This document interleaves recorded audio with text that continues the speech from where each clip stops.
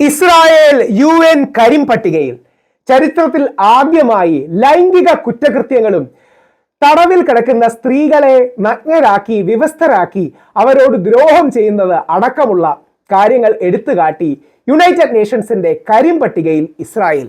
BBC അടക്കമുള്ള ലോക മാധ്യമങ്ങൾ വളരെ പ്രാധാന്യത്തോടെ പ്രസക്തിയോടുകൂടി ഈ വാർത്ത കൊടുത്തിട്ടുണ്ട്.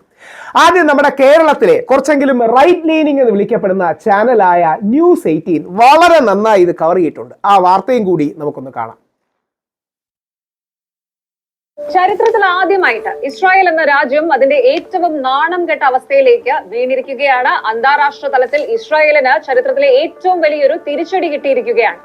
യുദ്ധത്തിൽ സ്വന്തം ശത്രുക്കളെ കീഴടക്കാൻ ലൈംഗിക അതിക്രമങ്ങളെ ഒരു ആയുധമായി ഉപയോഗിക്കുന്ന ലോകത്തിലെ ഏറ്റവും ക്രൂരമായ രാജ്യങ്ങളുടെ ആ കരിമ്പട്ടികയിലേക്ക്, ആ ബ്ലാക്ക് ലിസ്റ്റിലേക്ക്, അതെ UN-ന്റെ ഒഫീഷ്യൽ ബ്ലാക്ക് ലിസ്റ്റിലേക്ക് ഇസ്രായേലിനെ ഇപ്പോൾ ചേർത്ത് കഴിഞ്ഞു.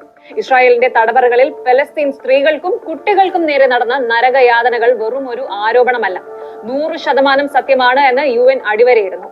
ഈ വാർത്ത പുറത്തു വന്നതോടെ കടുത്ത അമർഷത്തിലാണ് ഇസ്രായേൽ ഭരണകൂടം. അവർ ഇതിനോട് പ്രതികരിച്ചത് എങ്ങനെയാണെന്നോ? UN ജനറൽ സെക്രട്ടറി അന്റോണിയോ ഗുട്ടറസിനെ പൂർണ്ണമായിട്ട് ബഹിഷ്കരിക്കാനും അദ്ദേഹവുമായിട്ട് ഒരു ബന്ധവും വേണ്ട എന്നും ഇസ്രായേൽ തീരുമാനിച്ചു കഴിഞ്ഞു.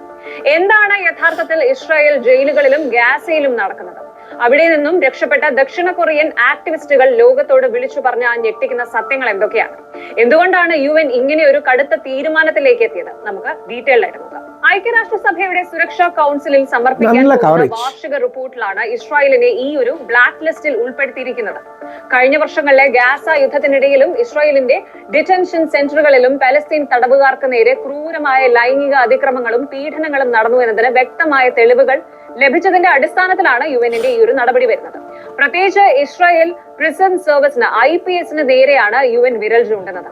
പലസ്തീനിൽ നിന്നുള്ള സ്ത്രീകളെയും കുട്ടികളെയും പുരുഷന്മാരെയും ഇസ്രായേലി സൈന്യവും ജയിൽ അധികൃതരും ക്രൂരമായിട്ട് പീഡിപ്പിക്കുന്നു എന്ന റിപ്പോർട്ടുകൾ നേരത്തെ തന്നെ പുറത്തു വന്നിരുന്നു. എന്നാൽ ഇപ്പോൾ അത് ഐക്യരാഷ്ട്രസഭ തന്നെ ഔദ്യോഗികമായിട്ട് സ്ഥിരീകരിച്ചിരിക്കുകയാണ്. ഇസ്രായേലിന്റെ ചരിത്രത്തിൽ ആദ്യമായിട്ടാണ് ഇത്തരം ഒരു ബ്ലാക്ക് ലിസ്റ്റിൽ രാജ്യം ഉൾപ്പെടുന്നത്. ഇതിനോട് ചേർത്ത് വായിക്കേണ്ട, കേൾക്കുമ്പോൾ തന്നെ മനസ്സ് മടുപ്പിക്കുന്ന ചില വെളിപ്പെടുത്തലുകൾ കഴിഞ്ഞ ദിവസങ്ങളിൽ പുറത്തു വന്നിട്ടുണ്ട്.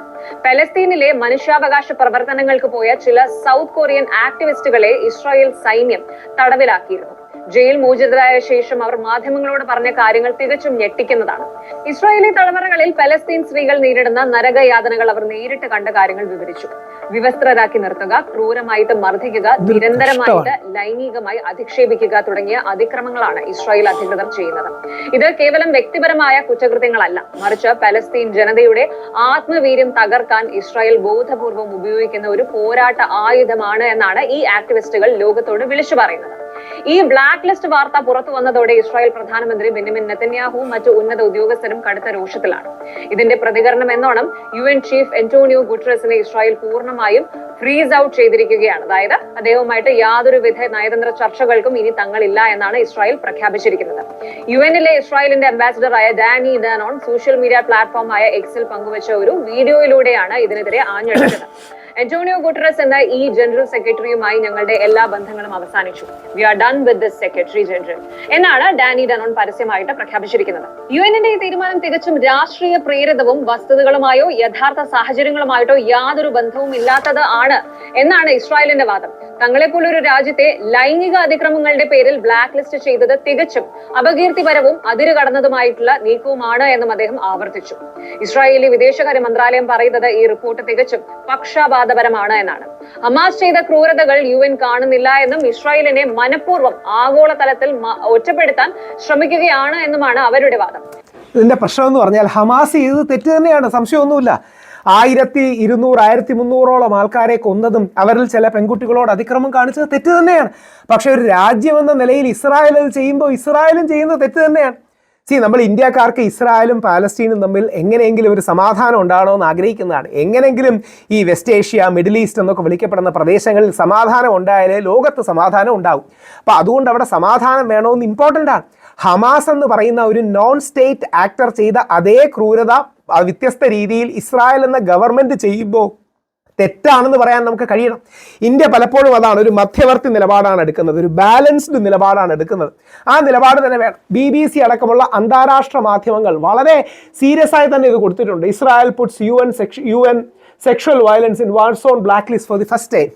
യുദ്ധമേഖലയിൽ നടക്കുന്ന സ്ത്രീകളോടും കുട്ടികളോടും അടക്കം നടക്കുന്ന ഇത്തരം കാര്യങ്ങളെ ഒരു കാരണവശാലും എന്താ പറയട്ടെ അംഗീകരിക്കാൻ കഴിയില്ല. 31 cases of sexual violence by Israeli forces against Palestinian from Gaza and West Bank. ഇത് കൃത്യമായി തന്നെ യു എൻ അടക്കം രേഖപ്പെടുത്തിയിട്ടുണ്ട്. അപ്പോൾ ഇത് വളരെ വേദനാജനകരമാണ്, വിഷമകരമാണ്.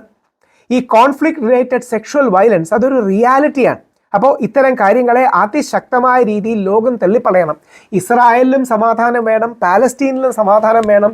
ഇസ്രായേലിലെ തീവ്രസ്വരക്കാരും പലസ്തീനിലെ തീവ്രസ്വരക്കാരും രണ്ടുപേർക്കും ഉപരിയായിട്ടൊരു മധ്യമാർഗത്തിൽ പോകുന്നവർ മോഡറേറ്റുകൾ ഈ വിഷയത്തിൽ വിജയിച്ച് മുമ്പോട്ട് വരണം. അല്ലാതെ മറ്റൊരു പാതയില്ല എന്നുള്ളതാണ് ലോകത്ത്. അപ്പോൾ വളരെ വേദനാജനകമാണ്. ഇസ്രായേൽ എന്ന രാജ്യവും പാലസ്തീൻ എന്ന രാജ്യവും ഇന്നല്ലെങ്കിൽ നാളെ ഉണ്ടാകണം, അല്ലാതെ ലോകത്ത് സമാധാനം ഉണ്ടാകും. വളരെ വേദനിപ്പിക്കുന്ന ഒരു റിപ്പോർട്ടാണ്.